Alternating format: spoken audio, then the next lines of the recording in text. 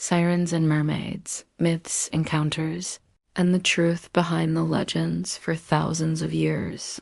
Sailors have sworn they saw beautiful women rising from the waves, creatures who sang, warned, seduced, or destroyed.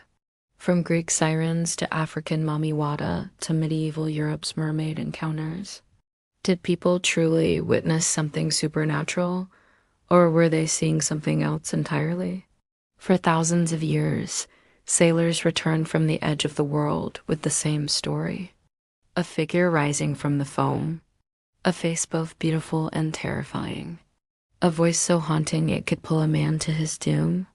From the deadly sirens of ancient Greece to Africa's powerful water spirit, Mami Wata, to the chilling mermaid encounters recorded in medieval Europe.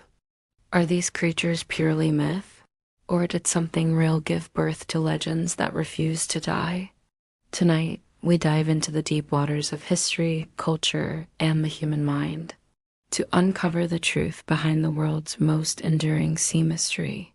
Chapter 1: The Greek Sirens. Long before mermaids appeared with shimmering tails and soft smiles, the first sea women were something far more unsettling.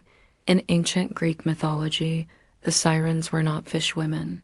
They were part bird, part woman creatures perched on jagged rocks, awaiting their next victim. They were once attendants of Persephone, but after failing to protect her from Hades' abduction, they were transformed, cursed to forever haunt the coastlines. Their power, a voice no mortal could resist. Imagine a ship gliding across a calm sea, when suddenly a song rises on the wind, soft, sweet, and possibly beautiful, a song promising truth, love, answers, anything the listener desires most. And that promise pulled countless sailors to their deaths. The most famous encounter is the story of Odysseus. Forewarned of the siren's power, he filled his crew's ears with wax. But Odysseus himself wanted to hear the forbidden song, so he ordered his men to tie him to the mast, no matter how violently he begged. And as they passed the Sirens' Island, he heard it, a song so intoxicating that he fought against his bonds, desperate to leap into the sea. But the ship sailed on, and the sirens failed. Over time, the image of sirens began to evolve. In later Greek art, the bird body softened, and tails of shimmering scales appeared. The monstrous shifted toward the mystical, and the world's first mermaid myth was born. Chapter 2: Africa's Mami Wata. Across the vast cultures of Africa, a very different water spirit reigns, powerful, feared, worshipped, and sometimes loved. She is Mami Wata, Mother of Waters. Unlike the deadly sirens, Mami Wata is a being of duality. She can bring fortune or disaster, healing or destruction. Her beauty is said to be overwhelming, glittering jewelry, flowing hair, half woman, half fish.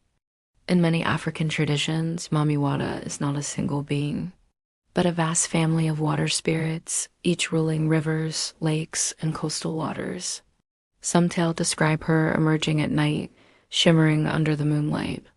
Others say she appears to fishermen, offering wealth or luck in exchange for devotion, but her gifts always come with a price. Villagers across West and Central Africa tell stories of people chosen by Mami Wata, individuals who vanish underwater for days, even weeks, only to return claiming they were taken into a beautiful water world beneath the waves, a world no human eyes were meant to see. In modern Africa, encounters continue. Fishermen report glimpses of long-haired women swimming impossibly fast.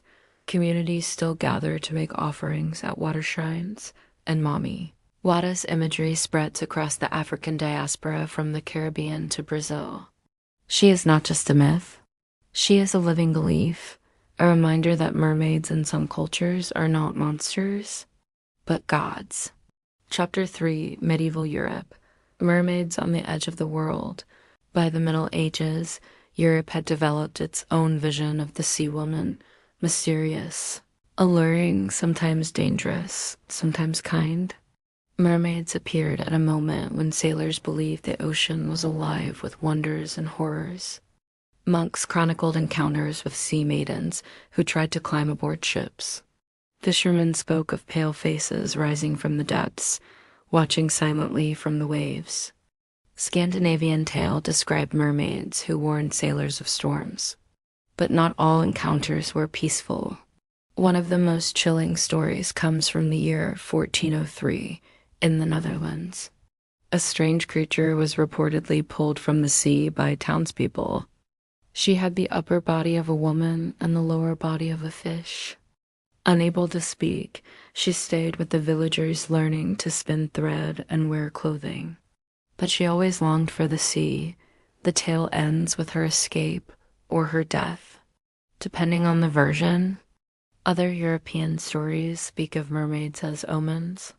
A glimpse of one might mean death or the promise of safe passage. As Europe explored the oceans, mermaid sightings exploded. Every distant voyage seemed to bring back a new account: a woman with long hair brushing it on a rock, a creature singing at sunset, a figure diving beneath the ship, leaving a trail of shimmering scales. But what were sailors truly seeing? Chapter 4: The Real-World Roots of Mermaid Myths. To understand the truth behind centuries of sightings, we need to look beyond myth to nature, psychology, and human perception. 1. Manatees and dugongs. These gentle sea mammals could be mistaken for mermaids under the right conditions. Imagine a lonely sailor, months at sea, exhausted, half blind from sunlight, and far ahead a shape rises from the water, a rounded body, long arms like flippers, and something that looks like a human head. In fog, dusk, or moonlight, a mind desperate for companionship could fill in the details. Even Christopher Columbus recorded seeing mermaids, writing that they were not as beautiful as they are painted. What he saw was almost certainly manatees. 2. Sea mirage effects, Fata Morgana. The ocean can warp light in ways that make distant objects appear larger, taller, or stretched into human-like shapes. A seal standing on a rock could look like a woman sitting. A wave crest could resemble a figure. To sailors unfamiliar with optical illusions, these visions became real encounters. 3. Isolation and hallucinations. Weeks without fresh water, poor diet, constant sun, and extreme fatigue. All of these can trigger hallucinations. Voices in the wind, faces in the waves, songs imagined in the rhythm of the sea. The mind creates what the heart longs for or fears most. 4. Cultural echoes. Nearly every civilization with access to water independently created mermaid-like beings. This suggests something universal, a deep human desire to personify the mystery of the ocean. Mermaids became symbols of beauty and terror, of hope and danger, of the unknown that lies beneath. Chapter 5: Why mermaids still captivate us. Even today, the mermaid myth refuses to fade. We see them in films, books, folklore revivals, art, and social media. Tourists still report sightings, strange shapes, haunting sounds on lonely beaches. Divers describe human-like silhouettes deep underwater. Why does the myth endure? Because the ocean is the last great mystery. A place where humans feel small, vulnerable, and endlessly curious. Mermaids represent all of that: the beauty, the danger, the unknown. They are the ocean spirit given shape.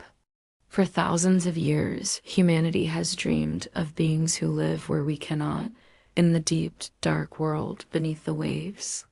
Whether sirens, Mami Wata, or medieval mermaids, these legends carry pieces of truth within them. Truth about our fears, truth about our desires, truth about the mysteries that still surround us. Maybe the question isn't whether mermaids ever existed, but why we need them to. Because when we stare into the ocean, we don't just look for answers, we look for wonder. In every corner of the world, we find stories shaped by the waves, whispered by sailors, carried through generations. Myths of sirens, mermaids, spirits of the deep creatures born from fear, faith, and the unending mystery of the sea. But the ocean still hides more than it reveals. And perhaps that's why these legends stay alive, because somewhere between the known and the unknown, between the surface and the abyss, our imagination continues to breathe. This is EchoVerse, where ancient tale echo into modern mystery. Until next time, keep your eyes on the horizon and your mind open to the worlds we have yet to discover.